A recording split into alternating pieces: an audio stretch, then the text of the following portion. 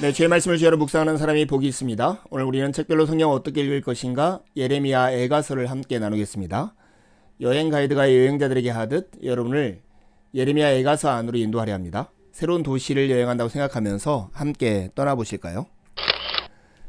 먼저 윤곽을 보고 잘 이해하기 위해서 예레미야 애가서 안으로 들어가 보겠습니다. 이 들어가기는 여행에 비유하면 관광 안내소를 방문하는 것과 같습니다. 여행 안내소에서 도시에 대한 기본 정보를 얻듯이 우리는 들어가기 위해서 예레미야 애가서에 대한 기본 정보를 얻을 수 있습니다. 예레미야 애가는 예루살렘의 멸망에 관한 5편의 애가입니다. 멸망의 상황을 보고 부르짖는 노래이죠. 아마도 예루살렘 멸망 직후인 기원전 586년경에 기록되었을 것으로 보이는데 한마디로 하면 통곡이라고 말할 수 있습니다.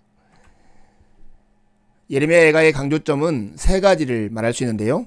예루살렘의 멸망을 경험한 사람의 깊은 고통과 영적 고뇌가 담겨져 있고요. 그리고 시온을 멸망시키시는 하나님의 공의로우심. 마지막으로는 최종적으로 하나님의 성품에서만 발견될 수 있는 소망입니다. 이 고통과 하나님의 공의, 이 소망이 서로 어울리지 않을 것 같은데 하나로 잘 묶여져 있는 책이 바로 예레미야 애가입니다. 그래서 우리가 익숙한 말씀, 아침마다 새롭고 늘 새로우니 주의 성실이 큼이라, 성실하신 주님이라고 하는 이 내용이 예레미야 애가서에 나오는 것이죠. 이제 들어가기 위해서 본 내용에 초점을 맞추어서 예레미야 애가서를 둘러보겠습니다. 이 둘러보기를 여행에 비유하면 전망대에 오르는 것 같습니다. 전망대에 오르면 도시 전체를 볼 수 있듯이 이 둘러보기에서 우리는 예레미야 애가서의 내용 전체를 한눈에 볼 수 있습니다. 예레미야 애가는 예루살렘의 멸망에 관한 5편의 애가라고 그랬죠. 시온의 황폐함과 이스라엘의 바벨론 유수에 대한 깊은 고통을 토로하며 황폐해지고 위태로워진 성에 남겨진 사람들의 비참한 처지 때문에 탄식합니다. 형식적으로는 깊이 주의 깊게 작성된 문학작품인데요. 내용으로 보면 시편 74편이나 79편과 아주 흡사합니다. 이 예레미야 애가서를 작성하는 관점은 예루살렘에 남겨진 자들의 관점에서 이 시를 읽고 있다라고 하는 것, 작성하고 있다는 것을 기억해야 하죠. 예레미야 애가서 안에는 3가지 목소리가 나옵니다. 아가서처럼 잘못하면 누가 얘기하는지를 알지 못할 때가 있는데 주의 깊게 살피면 좋을 것 같아요. 하나는 예루살렘이고 하나는 화자이자 저자이고 하나는 시온 백성입니다.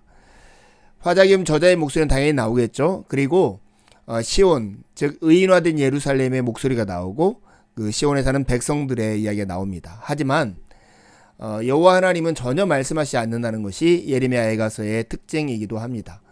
백성들이 하나님께 부르짖는 기도와 같은 것이 애가인 것이죠.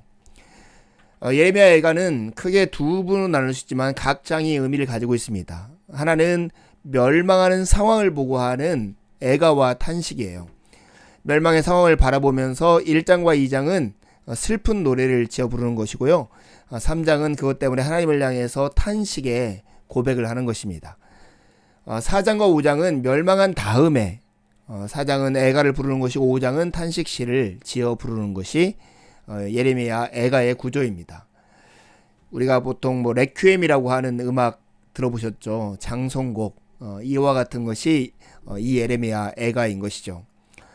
보통 탄식시는 불평과 간구, 신뢰의 고백과 찬양으로 이어지는데 예레미야 애가도 마찬가지로 3장과 5장에서 이렇게 불평과 간구, 신뢰의 고백과 찬양으로 이어지는 2편의 시가 담겨져 있습니다.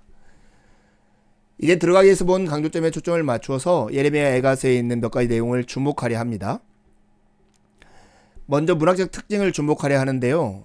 예레미야 애가는 아크로스틱 형식을 취하고 있습니다.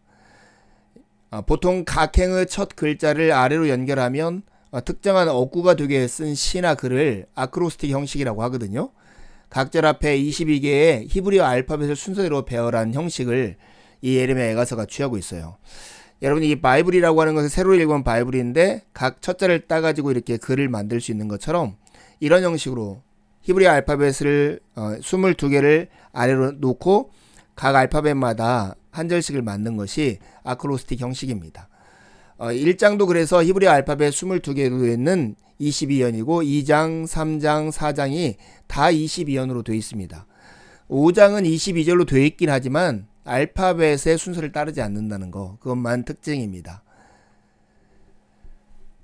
두 번째 우리가 예레미야 에가서에 주목할 것은 역사적 배경인데요. 열왕기하 25장을 읽으면 그 배경을 이해할 수 있습니다. 먼저는 예루살렘 성이 포위된 상태였어요. 2년 동안 성 안에 있는 수만 명이 예루살렘 성에 갇혀서 여호와 하나님의 개입과 간섭을 고대하고 있는 상황이었습니다. 하지만 2년 후 예루살렘 성이 함락되죠. 바빌론 군대가 성을 무너뜨리고 여자들을 성폭행하고 수많은 주민들을 학살하는데요. 그들의 끔찍한 현실은 굶주림, 목마름, 식인행위, 성폭행, 학살 등으로 나타나고 있습니다. 이런 끔찍한 상황, 멸망의 상황과 멸망 이후에 지어 부른 노래가 예레미야 애가인 것이죠. 신학적 관점도 우리가 주목해야 합니다. 왜냐하면 이스라엘 백성들은 예루살렘과 예루살렘 성전은 결코 망하지 않는다고 생각했거든요. 하지만 하나님의 공의는 불의에 대해서 참지 않는다는 사실을 기억해야 합니다. 여러분, 이스라엘 그들은 자신들의 역사가 하나님과 밀접하게 관련된 유일한 민족이라고 스스로 자부심을 가지고 있었어요. 그리고 하나님은 그들을 애굽에서 구원하여 자기 이름을 위한 백성을 삼으시려고 시내산에서 언약을 맺고 아브라함에게 하신 약속을 성취하여 가나안 땅을 유업으로 주신 것이죠. 그리고 그들이 거주한 땅이 예루살렘이고 그곳에 하나님의 임재 장소인 성전이 있었지 않습니까? 이스라엘 정체성의 핵심에는 하나님께서 예루살렘에서 그들 가운데 직접 거하기로 작정하신 사실이 자리 잡고 있는데, 따라서 그 땅과 성전은 결코 망하지 않을 것이라는 믿음이 있었어요. 하지만 하나님은 이 예루살렘이나 성전이 중요한 것이 아니라 그들이 하나님 앞에서 의롭게 살아가는 것가 중요했던 것이죠. 하나님의 공의는 이런 것을 담보로 그들을 참지 않는다는 것을 두려운 마음으로 우리가 기억해야 합니다. 애가에 표현된 처절한 슬픔은 예루살렘 성이 파괴되고 그 안에 거주하는 백성들이 고통당하는 엄청난 현실을 직면하는 것이 얼마나 힘든지를 우리에게 보여줍니다. 네 번째 우리가 주목할 것은 하박국과 오바댜가 제기한 질문들을 붙들고 여전히 예레미야도 씨름하고 있다고 하는 것입니다. 이스라엘 적들을 하나님께서 어떻게 할 것인가? 이렇게 예루살렘과 성전을 파괴하고 이스라엘 백성들을 힘들게 하는 그들도 동일하게 하나님을 진노에 받아 마땅하지 않는가 하는 이야기를 하는데, 당연하죠. 이러한 탄식과 슬픔의 노래 속에서도 예레미야는 한 줄기 소망의 빛을 제시합니다. 그 뿌리는 여호와 하나님의 성품 곧 사랑과 신실함에 있었습니다. 이는 시내산에서 모세에게 자신을 계시하신 것, 그 모습 그대로 하나님은 이렇게 멸망의 상황 가운데서도 그들의 소망에 한 줄기 빛이 되셨습니다. 예레미야 선지자가 애가 3장 33절에 이렇게 고백하죠. 주께서 인생으로 고생하게 하시며 근심하게 하심은 본심이 아니시로다. 여호와의 인자와 긍휼이 무궁하심으로 우리가 진멸되지 아니함이니이다. 이것들이 아침마다 새로우니 주의 성실하심이 크시도소이다. 우리가 하나님 앞에, 하나님의 진노 앞에 벌을 받고 심판을 당할 그때에도 하나님께 나아가고 하나님께 소망을 두고 하나님께 돌이켜야 할 이유가 여기에 있는 것이죠. 하나님의 심판의 목적은 우리를 온전케 하는데 근본적인 이유가 있기 때문입니다. 성경 전체 이야기 속에서 예레미야 애가의 위치는 어떤 걸까요? 예레미야 애가는 성경 이야기에서 중요한 전환점인 예루살렘 멸망에 대해 깊이 생각하게 합니다.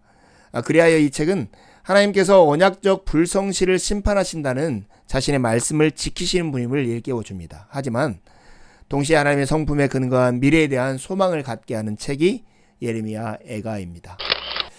이제 여러분 예레미야 애가서를 펴시고 할 수 있는 대로 반복해서 읽어보십시오. 읽으면서 배우거나 묵상한 것을 기록해 보시고요. 가까운 누군가와 기록한 것을 가지고 서로 나누어 보십시오. 다시 한번 강의를 들으며 내용을 정리하시고 읽고 묵상한 내용을 가지고 하나님께 나아가 기도를 드리십시오.